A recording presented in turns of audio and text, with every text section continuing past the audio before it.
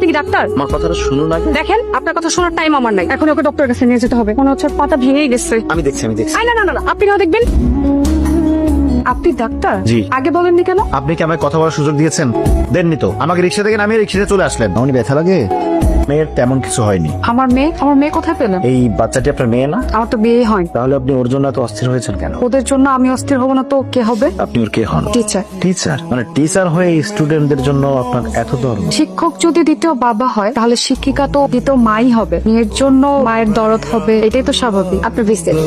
আমি ভিজিট নেই না। এত টাকা খরচ করে এত পরিশ্রম করে ডক্টর হলেন, আসলে আপনাকে ভিজিট না দেওয়াটা অন্যায় হবে। প্লিজ। সরি, আপনার ভিজিট নিতে পারছি না। আর সরকার তো আমাকে বেতন দেয়, আলহামদুলিল্লাহ সেই বেতনে আমার ভালোভাবেই চলে যায়। মায়ের কথা একটু দাম দিবি নাকি? আমি কখন তোমার কথায় দাম দিলাম না বলো তো? তোর আমি এতবার বললাম বিয়ে কর বিয়ে কর বিয়ে কর, কত সম্বন্ধ আসতেছে। যাদের আমি পছন্দ করি তারা আমার কপালের দাগ দেখে আমাকে না করে দেয়, আর যারা আমাকে পছন্দ করে তাদের আমার পছন্দ হয় না। আরে বাবা, এর মধ্যেই তো কাউকে না কাউকে বাঁচতে হবে।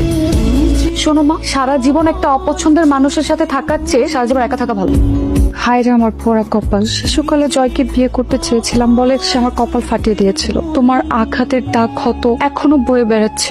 আমি এখনো তোমাকে বিয়ে করতে চাই। আসসালামু আলাইকুম। আপনি হঠাৎ আমাদের গ্রামে? রোগী দেখতে আসছিলাম।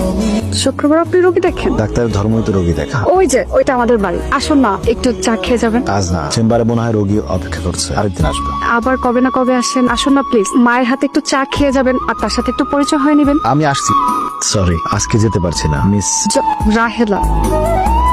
আসতে পারি? পেশেন্ট কোথায়? কেন, পেশেন্ট ছাড়া আসা যায় না বুঝি? আসা যাবে না কেন? কিন্তু আপনি সব সময় তো আপনার স্টুডেন্ট না হলে কোনো অসহায় মানুষকে নিয়ে আসেন, একা তো কখনোই আসেন না। ছোট থেকেই খুব ইচ্ছা ছিল ডক্টর হব। হতে পারি তো কি হয়েছে, অসুস্থ মানুষের সেবা তো করা যায়।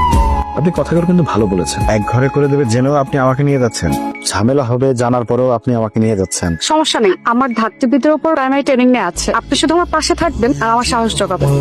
আমি 30টার উপরে ডেলিভারি সাকসেস করিয়েছি, কিন্তু এই বিষয়টা একটু জটিল। ক্লিনিকে নেওয়া দরকার ছিল, কিন্তু তার হাজবেন্ড একটু হুজুর তো, তাই সবকিছু আল্লাহর উপর ছেড়ে দিয়ে তসবি চড়ছে। আমরাও সবকিছু আল্লাহর উপর ছেড়ে দেই, কিন্তু ছেড়ে দিয়ে তো বসে থাকি না, তার উপর ভরসা করে কাজে লেগে যাই। আসসালামু আলাইকুম চেয়ারম্যান সাহেব, ভালো আছেন তো? আরে ভালো থাকি কেমনে? তোমাকে বিচার করতে করতে তো আমার জীবনটা শেষ। আরে আপনার কাজই তো বিচার করা। তোমরা কি লেগে আইছো? আমরা তো একদম পথে বসে গেলাম।